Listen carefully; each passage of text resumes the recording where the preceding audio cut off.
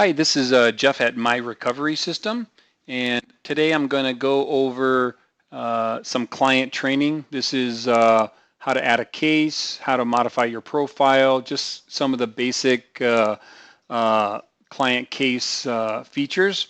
So with that, I'm going to go ahead and get started here. So right now I'm logged in as a demo bank, or a SAM is the person I'm logged in as, and I'm sitting here at the dashboard. This dashboard may look a little different than the dashboard you see because I have a couple items that I placed on my dashboard from the My Reports, things that I want to see every day, but we can go over that at the end. So first thing is to add a new case. So with your company already set up, you're logged in. To add a case, you just simply go up here to this plus case button right here and click on that. And here's where you start adding the case. You put in your loan number. And if you had a staging file with us, you could hit search, and that would enable all of this data to pre-fill. Most of you won't have that feature. If you want to discuss that with us, give us a call and we can show you how that works. The next thing you want to do is select the case type, and we're going to go ahead and just select involuntary repossession. Case tags is something that we can discuss a little bit later. Collector, it should automatically fill in your name, whoever's logged into the system. You can leave that as it is, or you can change that to somebody else from your office if you need to.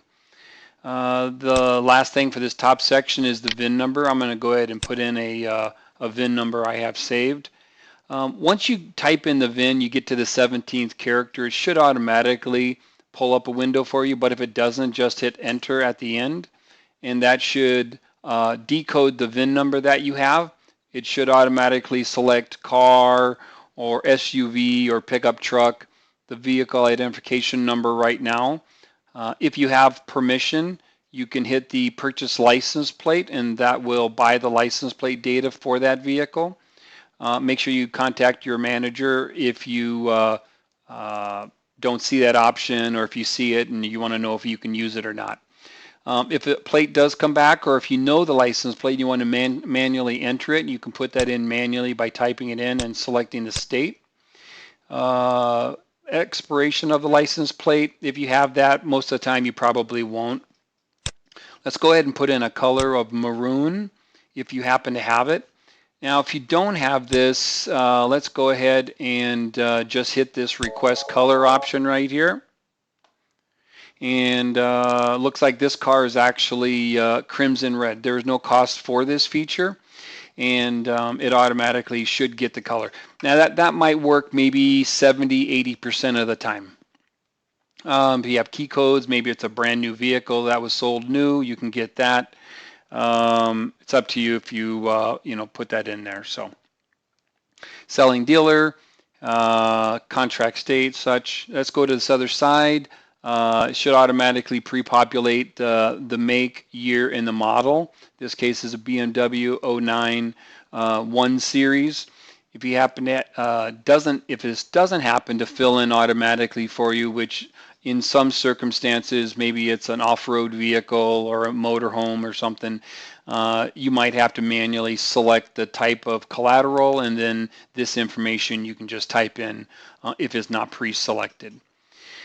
Should give you back the fuel type, drivetrain, the trim, the engine, and the transmission.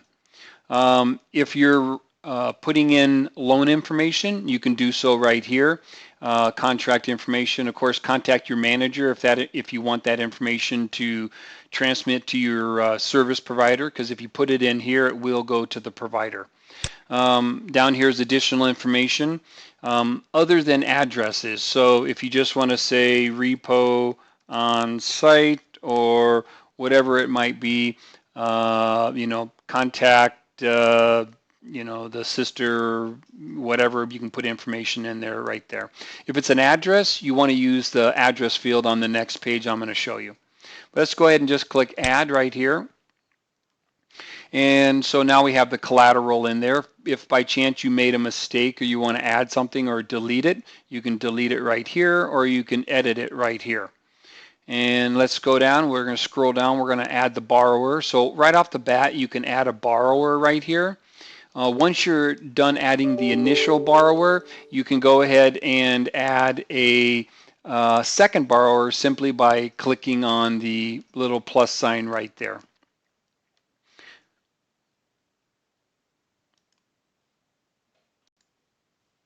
All right, so let's go ahead and put in the borrower information right here.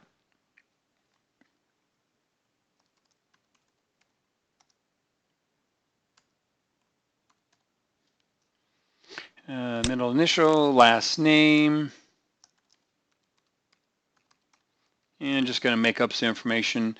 Date of birth, if you have that information that, and you're allowed to transmit that to your service provider, you can put it in. Same thing with Social Security number. You want to definitely contact your manager if you're supposed to be adding that information. Some lenders don't add that or don't send it. It's really up to your company if you're going to do that. Driver's license number, if you have it. State. Here's the collateral right here. It's going to automatically add the collateral you added from above to this borrower. If the debtor happens to be active military, if you can select that right there. Any type of bankruptcy, you could put that in right here. A lot of times, if they're military or bankrupt already, you probably won't be putting them out for repo. So we're going to go ahead and get the home address right here. So let's go ahead and put in home address. It's going to automatically put in the type of address right here, and then you want to type in the home address.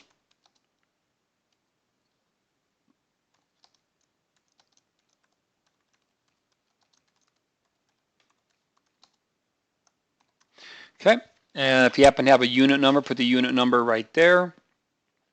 And then the zip code, 85658. Automatically will pre-populate the city and the state for you. Address line 2, most of the time you won't use that, so just make sure you hit the right field when you're putting in the zip code. City and state, if you happen to have a phone number, whatever number it might be, you can put that in right here.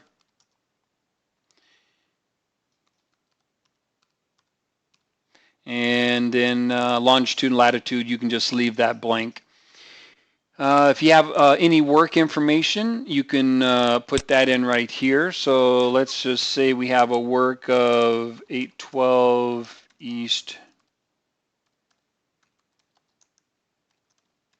Johnson Avenue, and let's just say 92020, El Cajon, California. And we don't have a work phone, work extension. Let's just go ahead and say this is going to be the pickup location right here. It's going to mark it green, and we're going to add the borrower. So you can see right here it has this in green. It shows it as a pickup location.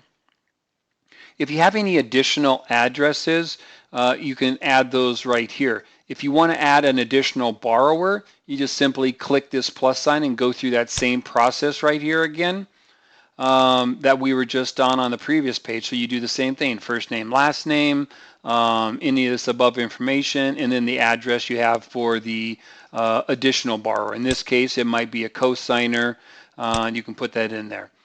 I'm going to go ahead and close that out because I don't want to do that. And I'm going to go ahead and show you this other plus sign down at the bottom where you just simply add in alternate addresses you might have. Maybe it's a sister, references, brother, whatever it might be. You can put those addresses just one at a time. Just keep clicking the plus sign and adding additional addresses.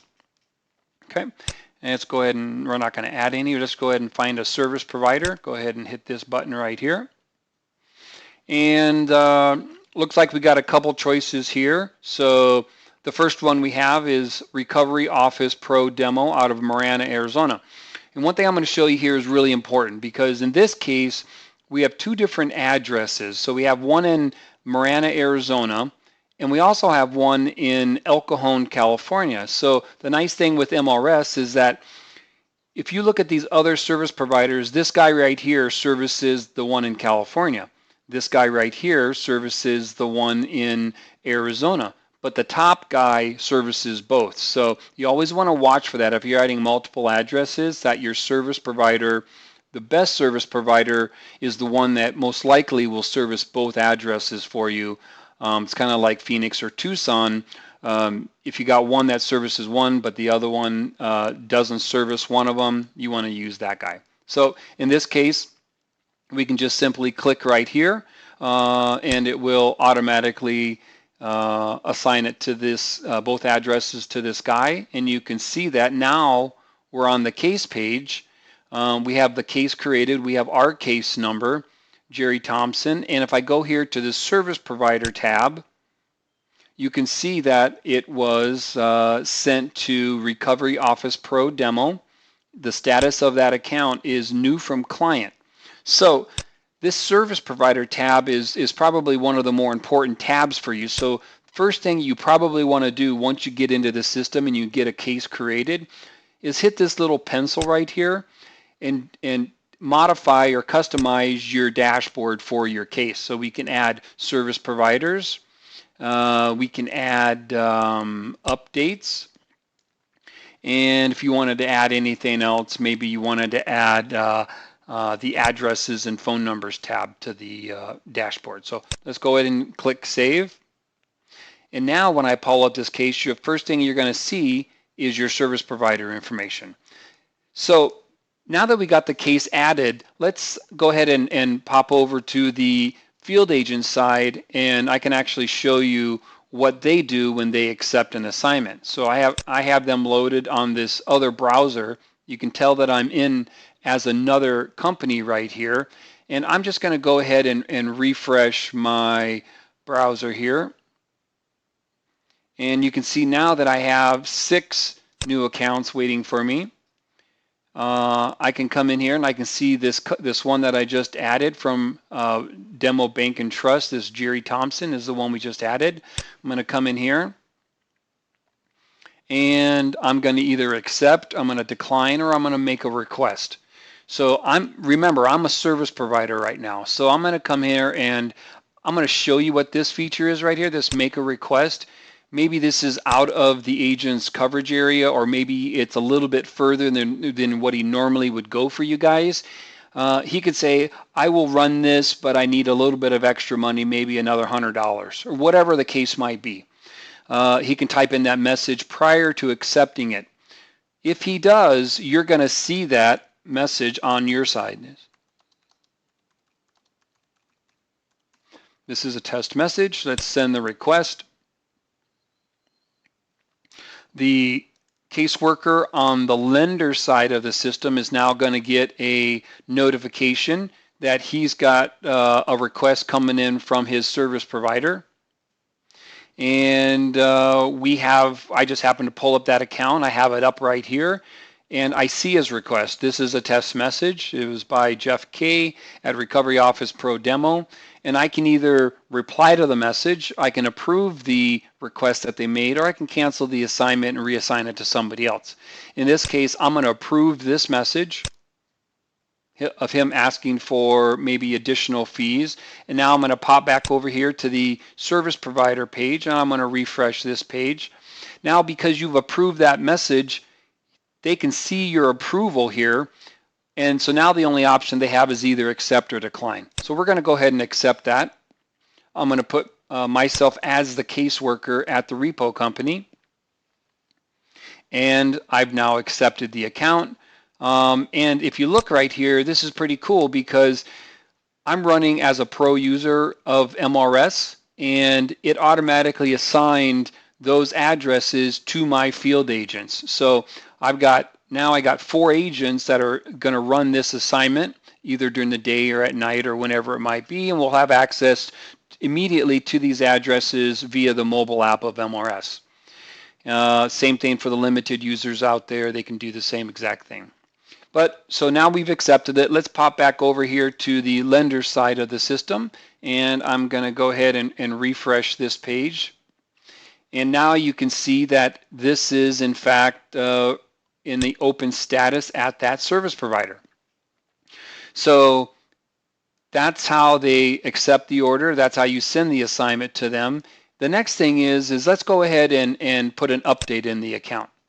So we haven't put any updates in here yet, but what you can see automatically under the updates is these two permanent updates that you can't do anything with that show that a request was made and the request was approved by you, the lender. So if we just needed to add an update, or maybe you're going to provide them with some additional info or whatever it might be, maybe I'm going to say the debtor called, will be home at 7 p.m. So you can type them a message on here. Looks like it's going to be, who can see this is Recovery Office Pro Demo, and we're going to save it as a public update. If it's something that you don't want them to see, you can have private updates under your company that only you at your bank will be able to see. Your service provider will not see it if you click this button. But let's go ahead and make it public. And we should see that update right here. Debtor called, will be home at 7 p.m. So now back on the other side, they're going to get that message via, text or an email or notification, and they're going to see that information, and they'll be able to get out there and run that account. So that's the first thing of adding an update.